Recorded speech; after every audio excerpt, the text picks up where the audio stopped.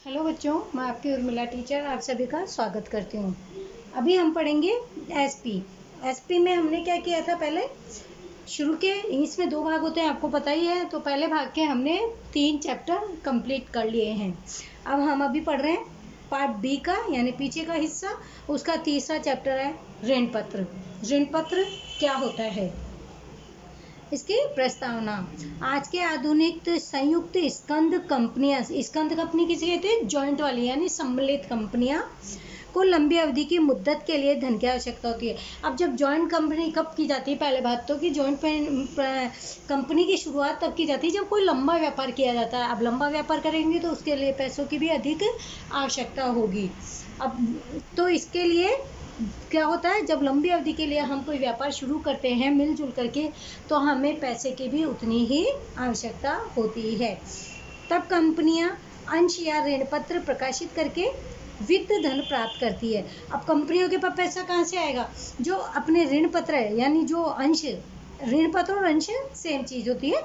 अंश यानी जो, तो वो उसके जरिए क्या करती है, कुछ हिस्सा यानी शेष निकालती है, उसके बदले में पैसा प्राप्त करती है, यानी जिसका हिस्सा हो जाता है फिर कंपनियों में, तो फिर उसके द्वारा पैसे की प्राप्ति होती है। ऋण पत्र अर्थात उधार पूंजी, ऋण देना यानी उधार देना। ऋण पत्र दायित्व उत्पन्न करने वाला और दायित्व को स्वीकार करने वाला दस्तावेज है। यानी अगर हम किसी से उधार लेते हैं तो ये दायित्व क्या बनता है हमारा, कि जो भी पैसे लगाए गए हैं, जैसे मैं आपसे पैसे ले रही हूँ, मान लीजिए उधार ले रही हूँ, तो दायित्व क्या बना कि ये उधार वाला दस्तावेज कहलाता है, क्योंकि मैंने आपसे उधार पूंजी ली है, गिफ्ट वाली नहीं ली है, जो कंपनी की सामान्य मोहर के साथ प्रकाशित किया जाता है। अब उधार जब हम लेते हैं तो उसमें क्या हो जाता है, एक सिक्का होता है। ऐसे तो किसको क्या भरोसा, क्या आप मतलब मेरे जैसे साइन करवा लोगे अगर आपने मेरे को उधार पैसे दिए हैं तो। निश्चित दर और मुद्दत पे ब्याज से भुगतान का विश्वास भी देते हैं। तो अब मैं क्या करूँगी आपको कि मतलब समय पीरियड मैंने आपको बता दिया, कितने समय में मैं आपको ब्याज के साथ पूरी रकम लौटा दूंगी, और यह विश्वास दिलाया जाता है। इसलिए कंपनियां संपत्तियों पर तैरता हुआ भार खड़ा करती है। तैरती हुई संपत्ति मतलब उधार वाली जो कंपनी पैसे मतलब किसी और से पैसे ले लेते हैं, उसे तैरती हुई संपत्ति कहा जाता है। अभी हमने प्रस्तावना पढ़ी, प्रस्तावना में क्या है, ऋण पत्र के द्वारा, ऋण पत्र इसमें क्या होता है कि कंपनियों को अब मिल कर के काम करना होता है सबसे मेन। अगर बड़ा व्यापार करेंगे तो मिल कर के काम करेंगे, यानी जॉइंट काम करेंगे। जब जॉइंट काम करेंगे तो उतने ही पैसों की आवश्यकता होगी। तो पैसों के लिए क्या किया जाता है, अब इतने पैसे किसी के पास होते नहीं है, तो क्या करते हैं, इसके लिए कंपनियां अपना अंश ऋण निकालती है, यानी उसके ज़रिए क्या करती है, वो पैसा इकट्ठा करती है, यानी ब्याज। अब उसके बदले में फिर उन्हें एक तो विश्वास दिलाना होता है कि आपका समय पर पैसा और ब्याज दोनों समय पर दे दिया जाएगा। ये जो ऋण पत्र, जो ऋण के द्वारा जो कंपनियों में पैसा लगता है, काम आता है, उसे क्या कहा जाता है कि कंपनियों में ये जो संपत्ति है ना, वो तैरता हुआ भार खड़ा कर देती है, बोझ है। क्योंकि हम अगर किसी से पैसे ले लेते हैं तो हमारे सिर पे एक बोझ बन जाता है, क्योंकि वो हमें देना रहता है। अब है ऋण पत्र की परिभाषा। डिबेंचर ऋण पत्र मूल लैटिन शब्द डेबर पर से आया है, जिसका अर्थ होता है दायित्व। इसीलिए ऐसे कहा जा सकता है कि ऋण पत्र कंपनी का दायित्व दर्शाता है, यानी कंपनी का क्या दायित्व हो जाता है कि जो ऋण पत्र जो लिए हैं वो एक तो सही से काम में ले, और फिर उन्हें मुद्दत से यानी समय पर और ब्याज यानी इंटरेस्ट के साथ उन्हें लौटा दिया जाए, यह विश्वास दिलाती है, और यही उसका कंपनी का दायित्व होता है। ऋण पत्र कंपनी की सामान्य मोहर से मुद्रित होता है। अब वो तो सही है ना, कॉमन सेल है, यानी अब वो जो 2 जने जो ले रहे हैं, अब उसके ऊपर वो मोहर लगाना आवश्यक है, यानी कंपनी के दायित्व की स्वीकार करने वाला। यानी कि अभी मैं सिग्नेचर कर दूंगी कि हाँ भाई मैंने आपसे पैसे लिए हैं, और ये स्वीकार करने वाला दस्तावेज है, क्योंकि हाँ लिए हैं, एक प्रूफ वाला जो सिस्टम प्रूफ वाला नहीं होता, वो चीज़ इसमें होती है, यानी एक प्रूफ का काम कर देते हैं, ये सबूत का। ऋण पत्र कंपनी की सार्वमुद्रा से अंकित हुआ दस्तावेज है। जिसमें कंपनी की निश्चित रकम निश्चित ब्याज दर से निश्चित अवधि के बाद लौटाने की शर्त के साथ जो रकम उधार ली है उसका दायित्व स्वीकार करती है। कंपनी क्या करती है, ऋण पत्र कंपनी क्या करती है कि जो एक दस्तावेज होता है उसके अंतर्गत भाई कितना पैसा लिया है, उसका समय क्या है देने का, उसके साथ उसकी जो भी शर्तें होती है, उधार वाली जो शर्तें होती है वो, और ब्याज का समय, ब्याज की दर, ये सब स्वीकार करती है और उस पर अपनी कंपनी की मोहर लगा देती है। ऋण पत्र कंपनी की सार्वमुद्रा के साथ अमुक निश्चित रकम का दायित्व स्वीकार करती है। कंपनी अपनी सार्वमुद्रा के साथ यानी कंपनी के पास जो मुद्रा आती है, पहला पॉइंट। दूसरा, अमुक निश्चित रकम का दायित्व स्वीकार करती है, यानी जो भी रकम उसके पास आती है तो वो स्वीकार कर लेती है और वो उसका दायित्व बनता है। ये उसका दस्तावेज में होता है। अब तीसरा पॉइंट है जिसमें मूल रकम वापस की जाए तब तक। ये किसके अंदर आ रहा है, ये सब ऋण पत्र के दस्तावेज के अंदर आ रहा है कि अब तीसरा क्या था, जिसमें मूल रकम वापस, अब आपको मूल रकम कितनी ली है तो वापस देनी है, निश्चित दर से ब्याज चुकाने का करार, ये सब, ये भी उसमें पॉइंट होते हैं कि कितने समय में और कितनी ब्याज की दर से यह करार, यानी आपस में जो समझौता किया जाता है कि किस दर से चुकाया जाना है। फिफ्थ पॉइंट है जिसके लिए कंपनी की संपत्ति पर बोझ खड़ा किया जाता है। अब ये क्या है, ये एक संपत्ति पर बोझ है, किसी का भी ब्याज लेना, किसी की उधार लेना, ऋण लेना, एक अपने आप में एक बोझ का काम करती है। इस प्रकार कंपनी कानून के अनुसार स्थापित संयुक्त कंपनी यानी जॉइंट स्टॉक वाली जो कंपनी होती है, लंबी अवधि के लिए उधार पूंजी लेना चाहती है तब ऋण प्रकाशित करती है। अब ये ऐसा है, जब बड़ी पूंजी होती है, मिलकर का काम करते हैं, जो बड़ा जो उद्योग व्यापार जब किया जाता है तो वो जो उधार लेते हैं वो भी कुछ समय के लिए, लंबे समय के लिए ही लिया जाता है। निश्चित अवधि के बाद ऋण पत्रों की रकम वापस की जाती है, यानी जो उनका जो समय फिक्स होता है उसमें लिखा हुआ होता है निश्चित, उसके बाद ऋण पत्र की जो भी रकम थी वो वापस कर दी जाती है। कंपनी और ऋण पत्र के बीच में लेनदार और देनदार का संबंध स्थापित होगा। हम किसी से पैसे लेंगे और देंगे तो दो संबंध हो जाता है, तो वो दोनों का संबंध भी स्थापित हो जाता है, एक देने वाला और दूसरा लेने वाला। ऋण पत्र धारक को कंपनी में मत देने का अधिकार नहीं मिलता। क्यों नहीं मिलता, क्योंकि उसे तो उसकी मुद्दत, उसको तो ब्याज और उसके वापस पैसे मिल जाएंगे, यानी वो उसका हिस्सेदार तो नहीं है। वे कंपनी के संचालक में भी भाग नहीं ले सकते क्योंकि उनका कोई रोल ही नहीं होता, वो क्यों लेंगे। परंतु ऋण पत्रधारी अपने हितों की रक्षा के लिए ऋण पर ट्रस्टी की नियुक्ति जरूर कर सकते हैं। उसका कारण कि हमारे पैसे डूब नहीं जाए, यानी वेस्ट नहीं हो जाए। कंपनी जब दिवालिया बने तब उसकी संपत्ति बेचकर सर्वप्रथम ऋण पत्र धारकों को उनकी रकम चुकाई जाती है। ऋण पर ट्रस्टी क्यों रखते हैं कि एक भरोसेमंद व्यक्ति को विश्वास में रखा जाता है कि अगर मान लीजिए कभी आने वाले समय में कभी भी मान लीजिए कि अगर कंपनी में दिवालिया आ जाए तो फिर इसके लिए वो कंपनी बेच करके सबसे पहले हमें पैसे चुकाएंगे। ये सब किसके बीच होता है, ट्रस्टी, इसीलिए वो नियुक्त करते हैं। कौन करते हैं, ऋण पत्र धारक, और सबसे पहले ऋण पत्र धारकों की ही रकम को चुकाया जाता है। अब है ऋण पत्र के प्रकार। आम जनता सरलता से धन का विनियोग करे, यानी जो भी धन है उसका लेन देन अच्छे से करे। इसके लिए कंपनी के संचालक अलग अलग प्रकार के ऋण पत्र प्रकाशित करते हैं। जो आम जनता को फायदा कैसे होता है, क्योंकि उसके बदले में उन्हें ब्याज मिलता है, तो अलग अलग प्रकार के ऋण पत्र अलग अलग तरीके से प्रकाशित किए जाते हैं। ऋण पत्रों में विनियोग करने वाले यानी पैसे लगाने वाला व्यक्ति अपने वित्त की सुरक्षा का विशेष महत्व देता है। अब हम अगर मान लीजिए आप मुझे पैसे देते तो सबसे पहले तो आपको यही है कि हाँ मेरे पैसे सुरक्षित रहेंगे या नहीं रहेंगे, चलता रहता है। ऋण पत्र के प्रकार, सबसे पहला है गिरवी ऋण पत्र, फिर दूसरा है संपूर्ण परिवर्तन ऋण पत्र, तीसरा है आंशिक परिवर्तन ऋण पत्र और चौथा है अपरिवर्तनीय ऋण पत्र। सबसे पहले हम पढ़ेंगे इसमें गिरवी ऋण पत्र। इस प्रकार के ऋण पत्र प्रकाशित करते समय संपत्तियां, इस पत्र के ऋण पत्र प्रकाशित करते समय कंपनी संपत्तियां गिरवी रखकर स्थिर या अस्थिर भार खड़ा करती है। क्या करती है, ऋण पत्र प्रकाशित करते समय कंपनी अपनी संपत्ति को कहीं पे जो उनके पास जो भी संपत्ति है, कैश है, कैश नहीं, ऋण पत्र है, शेयर्स है, उनको गिरवी रखती है, यानी किसी को दे करके, और क्या करती है उसके बदले में, ऋण पत्र उसके बदले में वो एक अस्थिर, यानी उसको पता नहीं है ये स्थिर है या स्थिर है, एक कंपनी को खड़े करती है।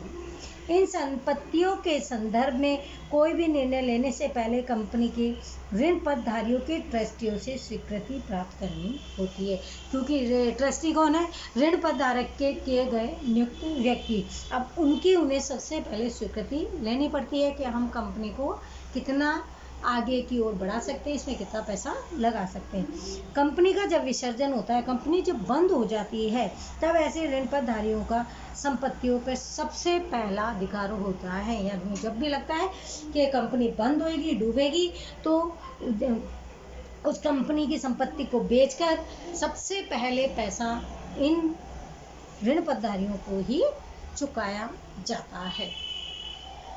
अब सेकंड पॉइंट है संपूर्ण परिवर्तन, यानी एकदम से पूरा ही बदलाव। ऋण पत्रधारियों के साथ में निश्चित किए गए करार के अनुसार, जो फिक्स किया था करार समझौता, उसके अनुसार निश्चित समय मर्यादा के अंत में, यानी जब उनका जो समय थी उसके लास्ट में, ऋण पत्र का इक्विटी अंश यानी या समता अंश में परिवर्तन रूपांतरण किया जाता है। जब एक उसकी सीमा जब पार हो जाती है, उसके अंत में क्या किया जाता है, वो जो ऋण पत्र थे उनको इक्विटी अंश में या इक्विटी में परिवर्तन कर दिया जाता है। कंपनी से पूर्व ऋण पत्रधारियों को दो विकल्प देती है, इसमें से ऑप्शन देती है दो। पहला है ऋण पत्र की रकम वापस लेनी है या उतनी रकम के इक्विटी अंश लेने हैं। कौन है ये ऋण पत्र धारक है। तो उनको जब लंबा समय हो जाता है तो उसके लास्ट में कंपनी उन्हें एक ऑफर देती है, वो उनको कहती है कि आपको ऋण पत्र की रकम वापस लेनी है या फिर इसके उतनी जो आपकी रकम है उतनी रकम के आपको अंश लेने हैं। अगर अंश ले लेते हैं तो फिर कंपनी में हिस्सा होने लगता है। यदि ऋण पत्रधारी FCD विकल्प स्वीकार करे, यानी संपूर्ण परिवर्तन स्वीकार कर ले, तो ऋण पत्रधारक के रूप में प्राप्त अधिकार कंपनी लेनदार के रूप में समाप्त हो जाते हैं। अब उसका लेनदार का नहीं होगा, अब उसका हिस्सा हो गया। अब ऐसा नहीं है कि उसने ब्याज पे पैसे दिए तो भाई उसका हिस्सा है, सबसे पहले उनको मिलेंगे, ये हिस्सा उनका उस समय फिर खत्म हो जाता है और इक्विटी अंशधारक के रूप में अधिकार यानी मालिकी हक प्राप्त हो जाता है। आई समझ में कि ये क्या कह रहे हैं कि हम ऋण पत्र जब कंपनी को जब शुरुआत करनी पड़ती है, तो अगर हम कंपनी को पैसा उधार देते हैं मान लीजिए, तो उसके बदले में ब्याज मिलता है।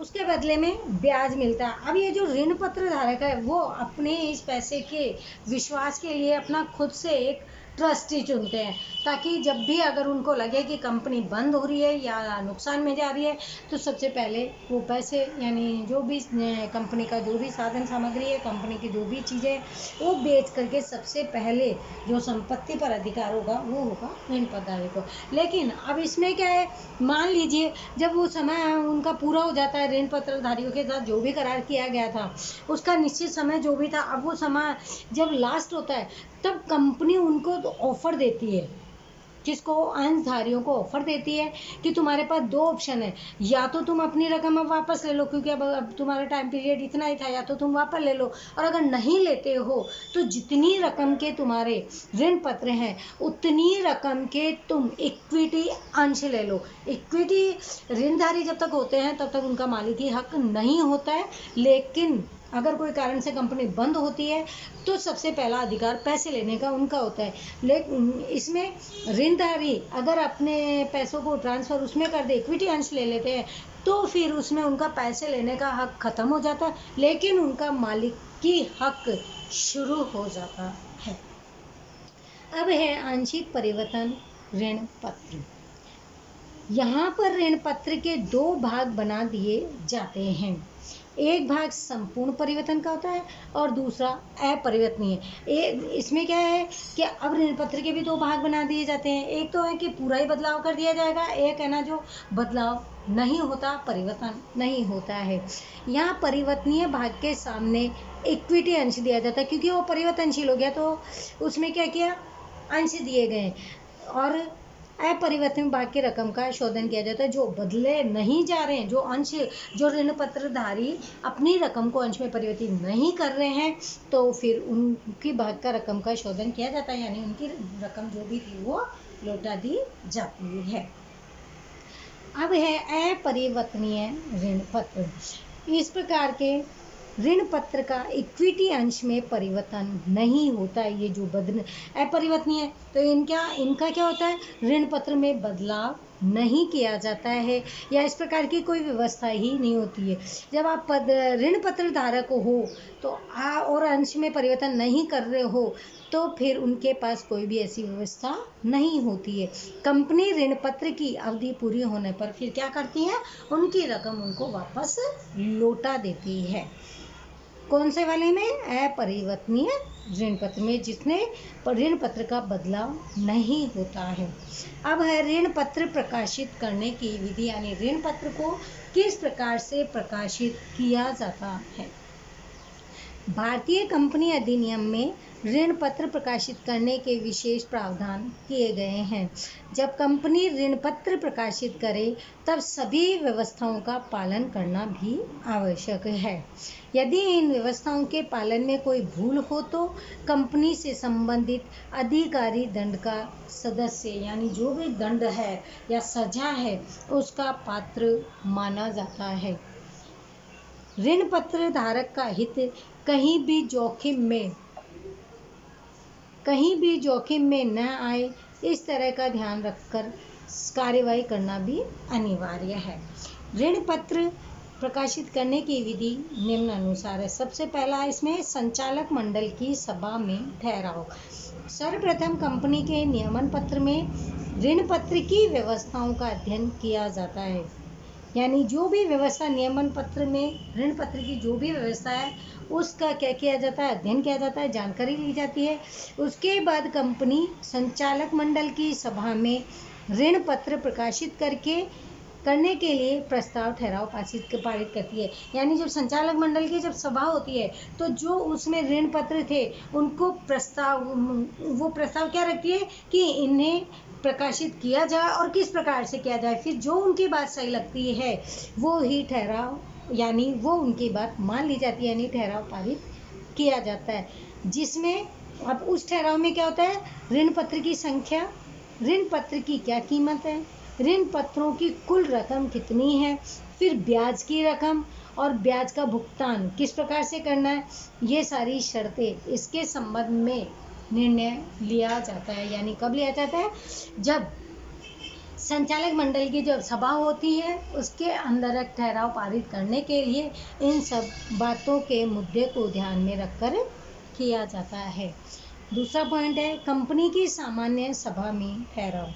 कंपनी ऋण पत्र प्रकाशित करके जो वित्तीय फंड, यानी जो पैसा इकट्ठा करना चाहती है उसके कारण उधार पूंजी की मात्रा स्वतंत्र अनामत फंड की अपेक्षा बढ़ जाए अथवा अधिकार सीमा से अधिक रकम के ऋण पत्र प्रकाशित करने हो, तब कंपनी की सामान्य सभा को बुलाकर सदस्यों की सभा में सहमति प्रस्ताव पारित की जाती है।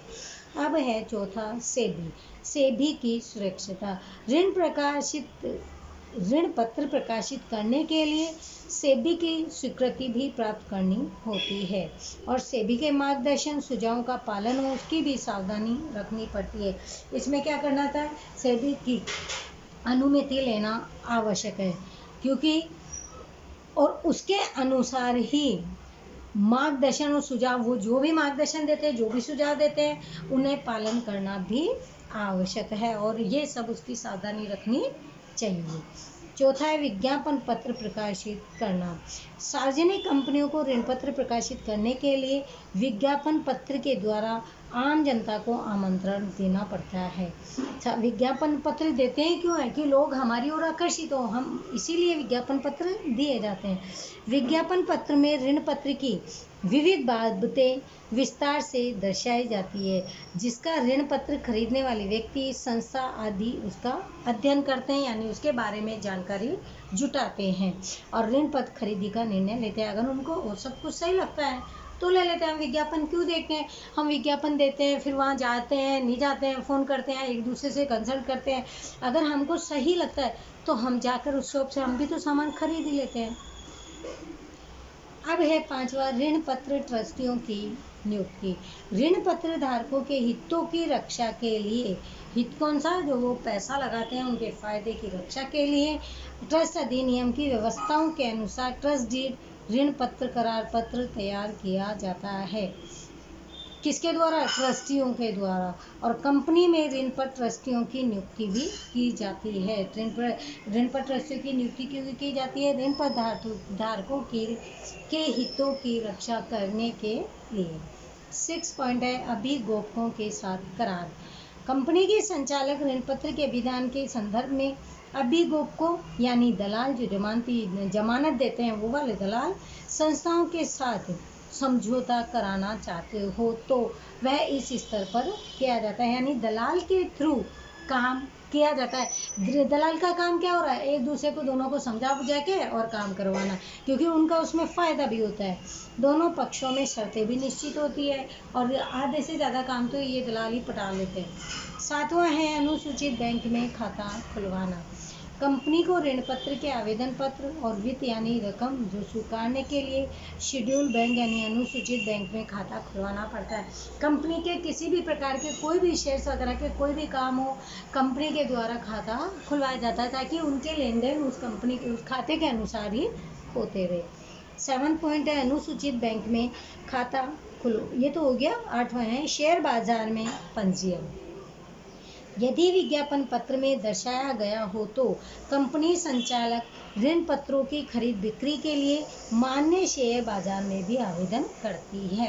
अब ये शेयर बाजार ये अलग से एक बाजार होता है, वहाँ पे ऐसे जैसे अपने नहीं है कपड़ों के इनके सबके, तो शेयर मार्केट में ही शेयर्स की बोली लगाई जाती है। लेकिन शेयर बाजार ये पंजीयन का आवेदन किसी कारणवश रद्द अस्वीकार करे तो कंपनी के द्वारा ऋण पत्रों को रकम वापस करनी पड़ती है। अगर मान लीजिए पंजीकरण आवेदन सही नहीं है या किसी कारण से समझ में नहीं आ रहा तो रद्द हो गया या अस्वीकार कंपनी के द्वारा कर दिया गया तो कंपनी उस रकम को वापस से लौटा देती है। 9वां है ऋण पत्र का आवंटन पत्रक तैयार करना। विज्ञापन पत्र में दर्शाए अनुसार ऋण पत्रों की निर्गम की सूची बंद होने के बाद, यानी जो भी सूची बताते हैं निकालते हैं वो अगर बंद हो जाती है उसके बाद ऋण पत्र आवेदनों के आधार पर कंपनी सेक्रेटरी ऋण पत्र आवंटन पत्रक तैयार करता है। कंपनी के संचालकों की सभा में ऋण पत्रों के आवंटन संबंधी निर्णय लिए जाते हैं। किसे कितने ऋण पत्र आवंटित करना है यह निश्चित हो जाने के बाद ही ऋण पत्रों के प्रमाण पत्र भेजने की कार्यवाही की जाती है। ये सब चीज़ें पहले से ही कर ली जाती है, कितने ऋण पत्र निकालने हैं, किसने देने हैं, उसके बाद ही फिर उनकी प्रमाण पत्र भेजने की जो कार्यवाही होती है वो उसके बाद ही होती है। 10वां हमारा ऋण पत्रों के प्रमाण पत्र। कंपनी ने यदि ऋण पत्र की रकम किस्तों में चुकाने की शर्त रखी हो तो संपूर्ण रकम चुकाए जाने के बाद अथवा यदि ऋण पत्र की संपूर्ण रकम भरपाई हुई हो तो उनके ऋण पत्र प्रमाण पत्र कंपनी सेक्रेटरी ही तैयार करता है और कंपनी कानून की व्यवस्था के अनुसार निश्चित समय मर्यादा में ऋण पत्र प्रमाण पत्र ऋण पत्रों धारकों को भेज दिया जाता है। तो आज हमने पढ़ा ऋण पत्र, अभी हम इतना ही पढ़ेंगे। आज हमने ऋण पत्र पढ़ा, ऋण पत्र होता क्या है उसकी हमने परिभाषा समझी, फिर ऋण पत्र के प्रकार पढ़े जो 4 प्रकार थे, चारों को पढ़ा, गिरवी, संपूर्ण, आंशिक और अपरिवर्तनीय। उसके बाद हमने ऋण पत्र किस प्रकार से प्रकाशित किए जाते हैं, किस प्रकार से निकाले जाते हैं, उसके हमने 10 पॉइंट पढ़े हैं। संचालक मंडल की सभा में ठहराओ, कंपनी की सभा में, मतलब ये सारा जो भी बाबत होती है वो सब पहले कंपनी के अंदर जो भी संचालक वगैरह है उन सब के बैठ कर के बात करी जाती है और उन सारी जानकारी लेने के बाद जब सही लगती है ना तब ही वो आगे से काम किया जाता है। अब आज का लेक्चर हम यहीं पर रोकते हैं, आगे का कंटिन्यू हम कल करेंगे। तब तक आप इसको ध्यान से पढ़ना बच्चों, क्योंकि ये थोड़ा सा हार्ड लेसन किसी को लग भी सकता है, तो प्लीज़ आप पढ़ना, क्योंकि अपने एग्ज़ाम आने वाले हैं। Okay, thank you everyone, bye बच्चों।